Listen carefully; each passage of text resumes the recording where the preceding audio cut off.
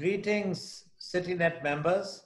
The interview that will shortly follow was prepared by using your feedback, questions, and comments gathered from the CityNet First webinar, which was held on April 10th, to which many of you attended.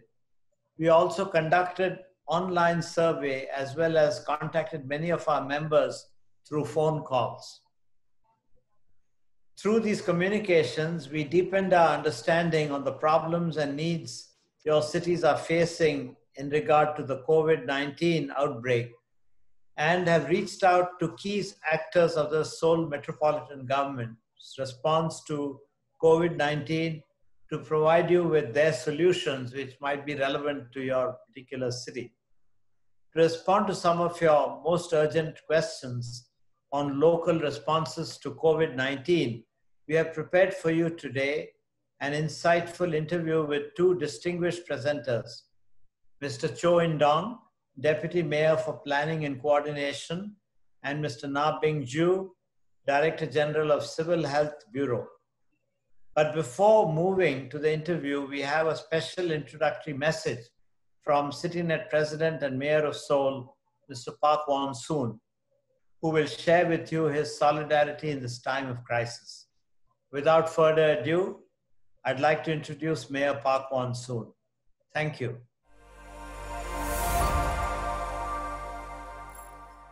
My fellow mayors and distinguished CityNet members from across the Asia Pacific, I'm Park Won-soon, Mayor of Seoul and President of CityNet.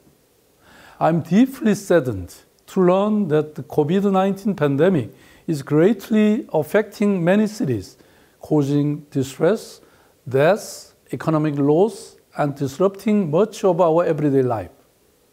As Mayor of Seoul and President of CityNet, I would like to further strengthen our solidarity and support you and your citizens in this unprecedented time of global crisis. I hope our solid relationship established through years in CityNet can significantly contribute to overcoming this pandemic together. Although we continue the fight against COVID-19, the situation in Seoul is gradually improving. Our experiences and lessons learned in the past months and the initiative we have taken may guide you in COVID-19 responses in your cities. Let me also take this opportunity to reaffirm Seoul's commitment to CityNet as we are now bracing for the long-term impact of the outbreak across the economy, society, and well-being of our citizens. Through this in-depth interview with key actors of Seoul in the COVID-19 response, I hope to enhance communication among CityNet members and help you better prepared for the prolonged pandemic and even the reoccurrence of the outbreak. Seoul is committed to sharing our rapid response against COVID-19 with you in a transparent manner through the CityNet. I sincerely wish this serves as a useful platform for CityNet members and expect active participation from member cities. My ultimate goal is to overcome this crisis together and emerge stronger and better. If we can go together, we can do better. Thank you.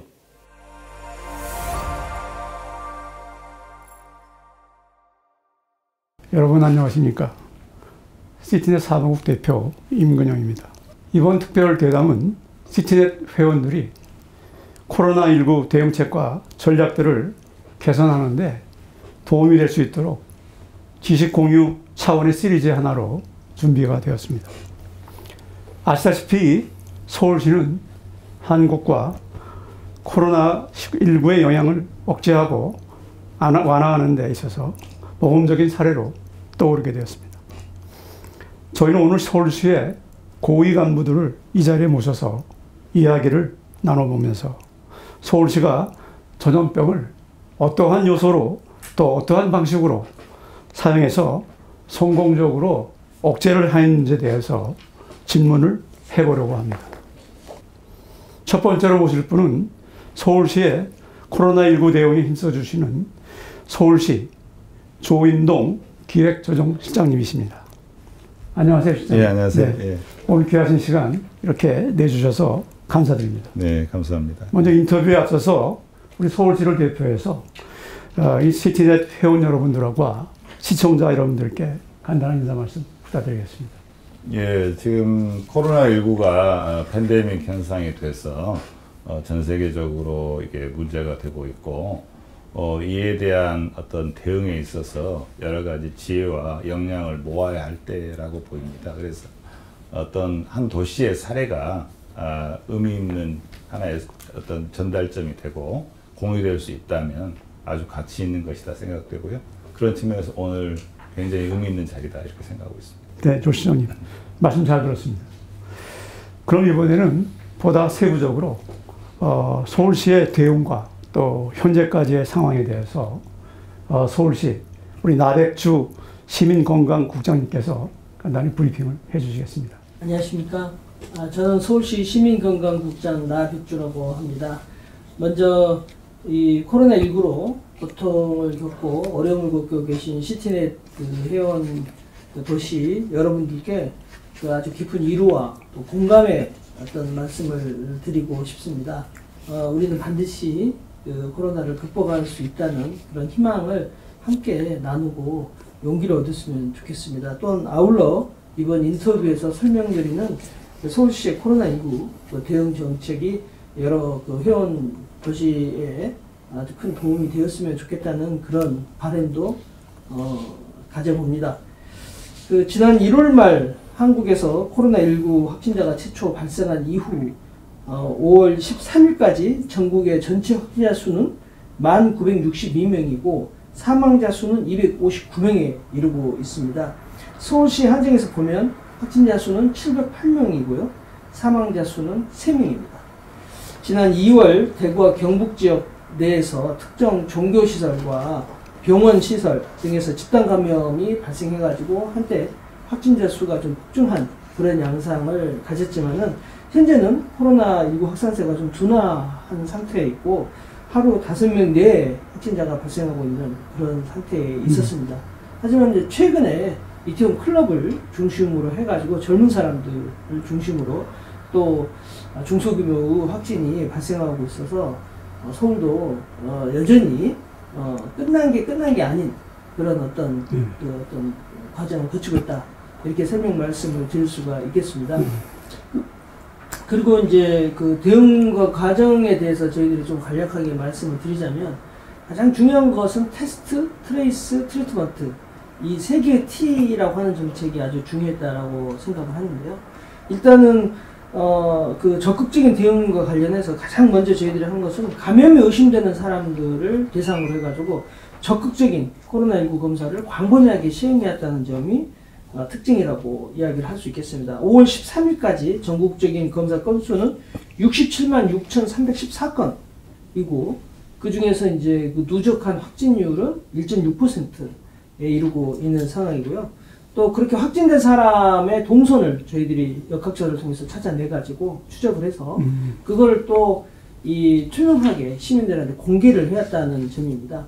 그래서 이 공개를 함으로 인해서 사람들이 이제 거기 감염이 의심되는 지역이나 이런 데는 좀 피하게 되고 여러 가지 경각성을 가지면서 스스로 조심하려고 하는 그런 마음들이 시민들 사이에 많이 커져왔다. 이렇게 이제 좀 생각을 하고 있습니다. 그리고 또 확진자와 접촉한 사람, 또 해외 입국자, 이 사람들에 대해서는 저희들이 그 전수 검사 더불어서 전수 자가격리를 시행함으로써 지역사회로 그 확산이 되는 것을 좀 초기에 막으려고 하는 그런 노력을 광범위하게 해왔다는 겁니다. 그리고 또 그 확진자가 다녀간 곳은 그 특히 이제 다중이용시설에 대해서는 방역을 실시하고 소독을 해서 또 그렇게 소독한 사실들을 시민들한테 알리고 안심하고 이용할 수 있도록 안내해주는 그런 활동까지 저희들이 이제 해왔다는 것을 말씀드릴 수가 있겠습니다.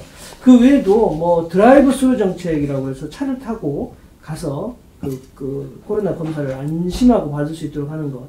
그것뿐만 아니라 이제 또 그 공중전화 부스처럼 생긴 그런 그 구조물을 활용해가지고 그 걸어서 또 이렇게 안심하고 또 검사할 수 있도록 하는 워크스루 방식의 일종의 창의적인 그런 네네네 네. 그런 거를 좀 도입해서 검사를 좀 빨리 안심하고 이렇게 받을 수 있도록 하는 이런 부분들은 뭐 다른 외신 그 뉴스나 신문에서 많이 관심을 가지고 있는 그런 사항으로 저희들이 알고 있습니다.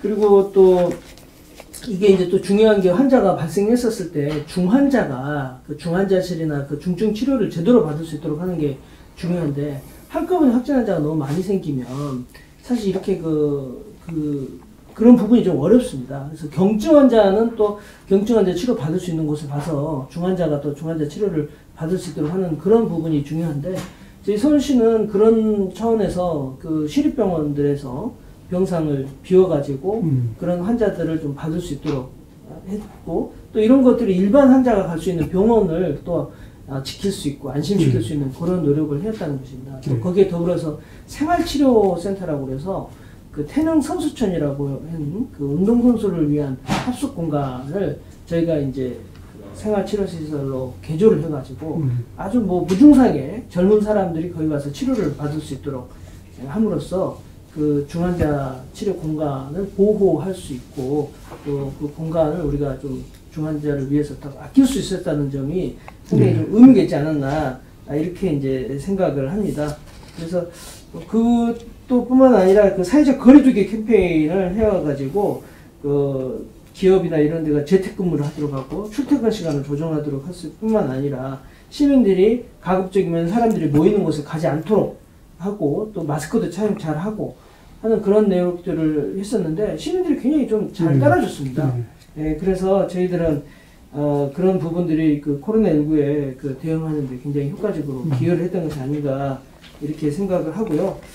하여튼 뭐 저희들이 그 코로나19 극복과 관련해가지고 저희들 하여튼 계속 끝까지 열심히 노력하겠다 하는 점 말씀드리고 하여튼 뭐 그동안 해왔던 점들 간략하게 소개 말씀드립니다. 네, 아유 감사합니다. 네. 그 서울시 전반의 그 대응과 또 현황에 대한 브리핑 말씀 잘 들었습니다. 자, 그렇다면 분야별로 보다 좀 구체적이고 그런 대응 방법에 대해서 자세한 말씀을 나눌 수 있는 기회를 갖도록 하겠습니다. 첫 번째 분야는 진료 그리고 의료적인 관리 분야입니다. 최근 코로나19 사태에 대해서 한국 정부가 그 두 가지 모범 사례를 잘 적용하고 있다고 해서 해외로부터 많은 이야기가 오고 있습니다. 하나는 정보 공개의 투명성, 다른 하나는 ICT를 활용한 접촉자 역학조사입니다. 서울은 2015년 메르스 사태를 겪으면서 전염병 대응에 있어서 정보 투명성의 중요성을 깊이 인식해온 것으로 저희는 알고 있습니다. 이렇게 보면 메르스 사태를 겪었기 때문에 이번 코로나 사태에 좀 더 발빠르게 대응할 수 있었던 것이 아닌가 하는 생각이 듭니다. 이와 관련해서 시티넷 부의장 도시인 우리 필리핀의 메카티 시장님께서 다음과 같은 질문을 해오셨습니다. 코로나19에 대응하는 데 있어 정보 공개의 투명성이 어떻게 적용되었고 또 ICT가 방역 등 대응 전반에 있어서 어떻게 활용되었습니까? 우리 시장님께서 답해 주시죠. 예. 우선 이제 어떤 이와 같은 위기 상황에 있어서는 어떤 시의 행정력과 시민적인 대응이 혼연일체가 돼서 움직여야 효과를 발휘할 수 있다 이렇게 보입니다. 그래서 시는 시장부터 시작해서 이게 현장에 이르기까지 직접 뭐 검사를 한다 할지 환자를 치료한다 할지 현장까지를 실시간으로 바로 직결해서 연결하고 매일 이걸 의사결정을 바로바로 실시간으로 할 수 있는 구조를 갖추어서 저희가 조직을 계속 방역 게시판을 만들고 대응을 해왔습니다. 그래서 이제 그와 같은 조직 체계를 가지고 그 다음에 이제 중요한 것들은 매일매일 발생한 상황에 대해서 관련된 상황 정보를 시민들에게 공개하고 또 필요한 행동 요령을 알리고 그 다음에 이게 질병 발생 상황과 처리 현황을 알려주는 게 이제 필요한데 그와 같은 것을 함에 있어서 제일 중요한 건 이제 실시간 전파를 하기 위해서는 우선 여러 가지 정보 기기의 도움이 컸다고 봅니다. 일단 먼저 검사를 할 때도 검사를 자기가 받아야 되는지 안 받아야 되는지에 대해서 곧바로 실시간으로 휴대폰이랄지 아니면 방송 매체랄지 이런 걸 통해서 바로바로 본인들이 알 수 있게끔 해줬고요. 두 번째는 실질적으로 이제 자기가 자가격리 상태가 되면은 바로 앱을 설치해서 자가격리의 실효성이 확보되도록 자기가 딴 데 움직이면은 그게 안 되도록 어김없이 할 수 있도록 하는 그런 게 있었고요. 나중에 그게 이제 안심보호 밴드까지 발전을 하는 그런 상황이 됐고요. 또 일반 시민들은 환자나 확진자가 다녀가는 공간을 이제 인터넷을 통해서 금방 확인할 수 있고 또 그에 따라서 다른 대처를 할 수 있는 그런 상황이 됐습니다. 그리고 또 AI도 활용이 됐는데 AI 이제 굉장히 많은 사람을 자가격리를 통해서 계속적으로 모니터링 해야 되는데 일일이 전화하기가 굉장히 어렵기 때문에 그 AI가 이제 매번 실시간적인 매일 전화를 해가지고 환자 상태를 물어보고 또 체크하는 그런 AI 기법도 도입이 됐고 그래서 여러 차원에서 그와 같은 것들이 공유될 수 있었다 이렇게 보입니다. 그리고 또 그만큼 이와 같은 것이 가능했던 것은 서울시의 IT 기반이 굉장히 잘 갖춰져 있다. 그러니까 예를 들면 스마트폰 사용률이 굉장히 높고 전반적인 인터넷 환경이 좋았다. 그리고 시민들이 실시간으로 그에 대해서 적절한 반응을 보이고 또 그에 대해서 적절하게 대응해 왔다. 이렇게 하기 때문에 강했다고 봅니다. 예, 그렇다면 서울시가 다양한 온라인 채널을 통해서 시민들과 정보를 공유하고 또 시민들 또한 서울시로 본인의 그 상태에 관한 정보를 투명하게 제공하는 그야말로 상호 신뢰를 기반으로 한 양방향의 어떤 정보 공유 이런 것이 이루어진 것이 아닌가 하는 생각이 듭니다. 시정부하고 시민과의 이런 상호 신뢰가 기반이 되어야 효과를 발하는 또 다른 하나가 바로 시정부 주도의 사회적인 캠페인 그리고 이게 거버넌스에 관한 문제라고 생각하는데요. 다음은 이와 관련된 질문을 몇 가지 여쭤보도록 하겠습니다. 첫 번째는 사회적인 거리 두기입니다. 세계 각국 정부는 질병의 확산을 줄이기 위해서 각국의 국민들에게 사회적 거리 두기를 시행하기로 했으며 또 현재까지 사회적 거리 두기를 위한 많은 규제와 정책들이 시행되고 있습니다. 우리 인도네시아의 그 반둥시 등 몇몇 시티 내 회원 도시들의 경우에 시민들에게 이와 같은 그 사회적인 거리 두기 방침을 따르도록 하는 것이 매우 어렵다고 하고 있습니다. 사회적 거리 두기를 공고히 하기 위한 방법은 무엇이 있습니까? 그리고 또 사회적 거리 두기로 인해서 출근이라든가 등교를 할 수 없는 직장인 그리고 우리 학생들에게 어떠한 조치가 이루어졌는지 혹시 우리 나 국장님께서 답을 해주시겠습니까? 그 사회적 거리두기라고 하는 것은 비의료적인 방역 그 영역에서 굉장히 그 중요한 영역이라고 이야기를 하고 있습니다. 그래서 그런 그 이야기들을 또 전문가들이 굉장히 건의를 많이 했었고 우리 그 박원순 시장님이 그 부분을 굉장히 그 전격적으로 받아들여서 그래서 서울시 차원의 잠시 멈춤이라고 하는 캠페인을 만들어가지고 시민들이 좀 이해하기 쉽고 또 받아들일 수 있을 만한 그런 내용으로 캠페인을 적극적으로 그 시 차원에서 전개를 한 부분이 상당히 그 의미가 있었지 않았나라고 생각하고 그거는 전국적으로도 굉장히 선도적인 어떤 정책 시행으로 그 평가를 받고 있다라고 이제 이야기를 합니다. 그리고 이제 또 그런 과정을 시행하는 데 있어서 종교인들의 참여라거나 기업인들의 참여 또 뭐 어떤 여러 가지 학생 시민들의 참여가 굉장히 중요한데 또 이거를 위해서 종교 지도자들과 협의를 가지고 대담을 하면서 적극적으로 그 참여를 호소하고 기업인들에 대해서도 재택근무라거나 시차 출퇴근제를 호소하는 등 그런 노력을 굉장히 적극적으로 해온 부분들이 상당히 주요했지 않았나라고 생각을 하고 실질적으로 그 교회나 이런 데서 온라인 예배로 전환한 비율이 굉장히 높았고 또 그런 것으로 인해서 저희가 실제 그 확진자가 생겼을 때 그 확진자 수가 많지 않고 아주 소급에 그치는 등 굉장히 그 방역적으로도 저희가 현장에서 많이 확인을 할 수 있었던 그런 부분이 있었습니다. 예, 그리고 또 뭐 실제 출퇴근이나 이런 부분들, 재택근무 이런 부분 때문에 실제로 그 지하철이나 이런 대중교통 이용량이 그 평상시에 비해서 많이 좀 줄어드는 등 그런 효과들도 객관적으로 확인할 수가 있었고요. 그거 외에도 그 역학적으로 그 어떤 확진자가 발생했던 그런 사안에서 집단 발생이 좀 일어난 그런 부분들이 있으면 시 차원에서 적극적으로 그런 유사한 업종 또 그런 거에 대해서 저희들이 막 안내하고 좀 이렇게 그 사회적 거리두기를 강력하게 할 것을 호소했고, 뭐 공무원들이 직접 나가서 확인하고 또 안내하고 호소하고 하는 이런 부분들이 있었습니다.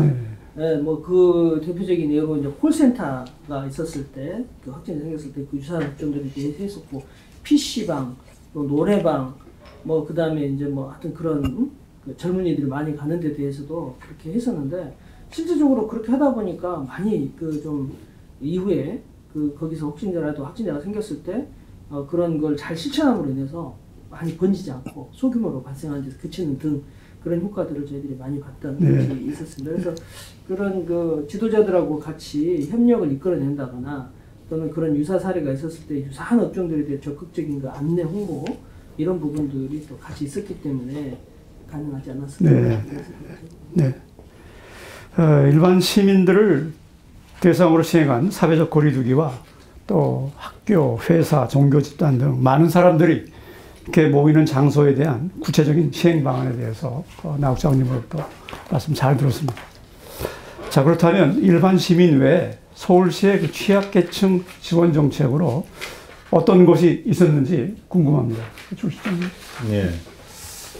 우선 이제 코로나 방역과 관련된 취약계층 지원이 있을 것이고, 두 번째는 어떤 경제적인 어려움과 관련된 정책인데, 우선 방역 관련된 상황만 먼저 말씀을 드리겠습니다. 우선 이제 서울은 취약계층들이 코로나19 검사를 받거나 치료를 받는 게 무료입니다. 즉 국가에서 전액 부담하는 체제다. 그런 겁니다. 그러니까 즉 공공보건 체계가 잘 갖추어져 있기 때문에 누구나 이러한 어떤 사회적 제한, 특히 이렇게 감염병 상황에서도 치료받는 데 있어서 또는 검사를 받는 데 있어서 큰 어려움이 없다. 그런 겁니다. 그래서 그게 가장 제일 먼저 중요한 측면이고요. 두 번째 문제는 이제 예방을 해야 되는데, 그러면 마스크도 써야 되고 뭐 소독제도 사고 해야 되는데, 그런 부분도 저희가 노인이랄지 여러 가지 취약계층들에게 지원을 해드리고 있었고요. 또 경우에 따라서는 지하철 타는데도, 예를 들면 대중교통을 이용하는 지하철이나 버스를 타는데도 그걸 갖추지 못했을 경우에도 사전에 배부도 하고 현장에서, 그래서 그분들이 그와 같은 물품들을 구입을 못해가지고 위험에 노출되는 것들을 줄여주었다, 이렇게 보이고요. 그 외에도 이제 뭐냐면 어르신들, 이렇게 나이가 많이 드신 분들이나 또는 어떤 기저질환이 있는 분들이 있는 시설, 예를 들면 요양시설이나 요양병원 등에 대해서 저희가 외부하고 좀 철저히 차단을 하고, 그분들이 또 여러 가지 폐렴 검사나 이런 것들, 원인을 알 수 없는 검사들 철저히 해가지고, 그러한 어떤 기저질환이나 또는 이렇게 취약한 부분들이 있는 것들에서 철저하게 코로나가 전파되지 않도록 관리를 해서 그 부분에 있어서 적극적인 대처가 결과적으로 어떤 코로나19로 인한 사망률을 줄이는데 큰 기여를 했고, 그런 측면에서 취약계층 지원이 많이 이루어졌다, 이렇게 보입니다. 코로나19로 인해서 경제적인 영향을 크게 받는 집단에 대한 서울시의 대응에 대해서 말씀 잘 들었습니다. 이 외에도 사실 서울 시민 대부분이 코로나19로 인해 경제적인 타격을 많이 입었습니다. 또한 국제적인 측면에서 보면 경제활동이 중단되면서 실업률이 상승하고 또 금융시장이 크게 침체되는 등의 경제적인 결과가 나타났습니다. 이와 관련해서 우리 네팔의 그 랄리푸르시에서 다음과 같은 질문을 해주셨습니다. 서울시는 경제적인 손실을 줄이기 위해 어떠한 재정적인 지원 조치를 실행했는지, 또 일자리와 수입을 잃은 개인을 위한 대책과 관광산업과 같이 코로나19의 영향을 받은 일부 산업에 대한 지원책은 무엇인지 궁금하다는 질문입니다. 조 시장님. 네, 일단 서울, 특히 이제 우리 대한민국 같은 경우는 코로나19하고 대응하면서 모든 어떤 경제 활동이나 도시를 셧다운하지는 않았습니다. 그러면 상당 부분의 경제 활동이 유지되는 전제 내에서 또 방역도 철저히 하는 체제로 했기 때문에 다른 어떤 나라들보다는 경제적인 어려움을 좀 줄일 수 있었다, 일단 먼저 보이고요. 두 번째는 이제 이 여러 가지 경제적 어려움이 있는데 첫 번째는 생계가 어려울 수가 있고 그다음에 사업을 유지하기 어려울 수가 있고 일자리를 지키기가 어려울 수가 있고 또 이런 가게의 어떤 운영이 어려울 수가 있는데 이와 같은 각 이게 부분에 있어서 저희가 지원을 촘촘히 설계해 왔습니다. 우선 이제 생계를 유지할 생활비가 없는 경우에 제가 서울형 긴급재난생활비 제도를 만들어서 중위소득 100% 이하 시민들에게 적절하게 생활비를 공급할 수 있도록 그렇게 제도를 기획을 했고 이게 또 정부 제도로 이어져서 이번에 정부에서 긴급재난생계자금을 지원하는 형태로 돼 있었고요. 그 다음에 이제 자영업자나 소상공인들 같은 경우에는 여러 가지 사업 운영상의 매출 감소가 나타나고 여러 가지 운영상 어려움이 있기 때문에 그런 부분에 있어서는 생존자금이라고 해가지고 저희가 2달간 이제 70만 원씩 140만 원을 지원하는 체제가 됐고요. 그 외에도 이제 좀 더 큰 기업들이나 이런 부분들은 저희가 융자를 대폭 쉽게 해줄 수 있어 저금리로 그걸 통해서 저희가 이제 5조 이상을 공급했습니다만 또 정부 자금도 포함되고요. 또 그래서 쉽게 여신상의 어려움이 없이 자금 융통을 해서 대응할 수 있었다 이렇게 보이고요. 그 다음에 이제 특별하게 어려운 업종이 관광, 공연, 그 다음에 도심 제조업 이런 업종들이 쭉 있습니다. 이런 업종들에 대해서 고용 지원과 또 경영 개선을 위한 지원들을 저희가 계속 적절하게 해오고 있습니다. 그래서 필요한 분야에 있어서 적절하게 지원을 받아서 일정한 기간 동안에 예를 들면 온라인 공연 작품을 만들어낸다 할지 아니면 어떤 관광을 재개했을 때 필요한 어떤 여러 가지 사업 기획을 한다 할지 등 여러 것들을 미리 준비하는 과정을 지원해 줘서 나중에 위기가 정리되면 바로 회복될 수 있는 그런 여지를 만들어내도록 그렇게 해왔다는 말씀을 드리고요. 특히 또 특수 고용자, 플랫폼 노동자 같이 고용 형태가 불안정한 경우에도 일정하게 자금을 지원을 해서 이렇게 생계에 큰 어려움이 없도록 지원을 해왔다 이런 말씀입니다. 네. 네, 말씀 잘 들었습니다. 자, 그러면 마지막 질문입니다. 서울시가 코로나19와 관련한 통계 자료라든가 또 대응에 대해서 공개하고 있는 영문 웹사이트가 있다고 들었습니다. 이 웹사이트에 대해서 간단히 설명을 해 주시겠습니까? 예, 저희가 이제 CAC, Cities Against COVID-19 해가지고 저희가 웹사이트를 개설했습니다. 그거는 코로나에 대한 실시간 정보, 또 우리의 대응 현황, 그 다음에 서로 공유할 정보들, 그 다음에 물품 관련된 사항들, 이런 것들을 담은 사이트고요. 저희가 연지 얼마 안 됐습니다만 벌써 330만 이상이 접속을 해서 굉장히 인기가 있는 사이트고, 또 앞으로도 더 정보 교환이나 이런 것들이 더 많이 이루어졌으면 하고요. 우리 시티내 도시들도 더욱더 이와 같은 정보 교류나 실질적인 어떤 지혜 교환이 있었으면 좋겠다 이런 생각이 듭니다. 네. 네, 그러면 인터뷰를 마무리하기 전에 마지막으로 시티넷 회원들을 위해서 한 말씀 부탁드리겠습니다.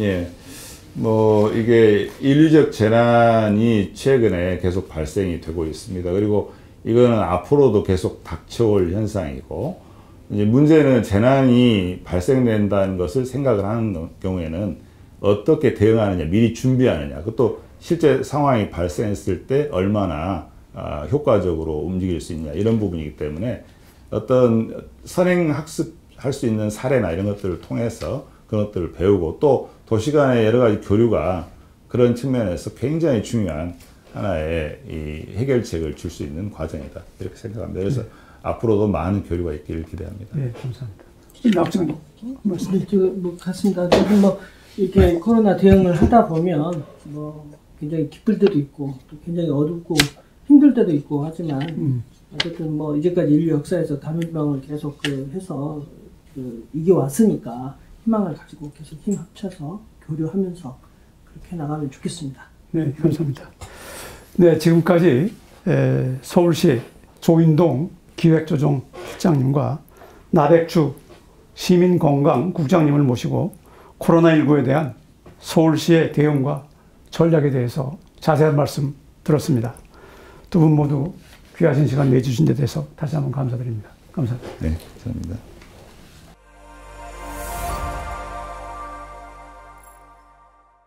So this brings us to the end of today's program. Although we tried to answer all questions the members have addressed to us, you might still be left with areas, topics, or elements you would like to know more about. In this regard, please email or contact us, and we will welcome all questions and comments that you would like CityNet to address. Before leaving, I would like to quickly go over CityNet's next steps to move forward. Given the positive feedback and responses received from our first webinar, we would like to plan to first hold additional webinars and interviews to share with you successful local responses and best practices to tackle COVID-19, and share with you technical knowledge and measures taken by CityNet members. Moving forward and building on the conversation we had today and the needs you shared with us, we will prepare more in-depth and more technical webinars. I would like to thank you once again for attending the presentation, and we sincerely hope that you learn valuable information that you would be able to apply in your city to confront the current challenge we are facing today due to the epidemic. Thank you very much.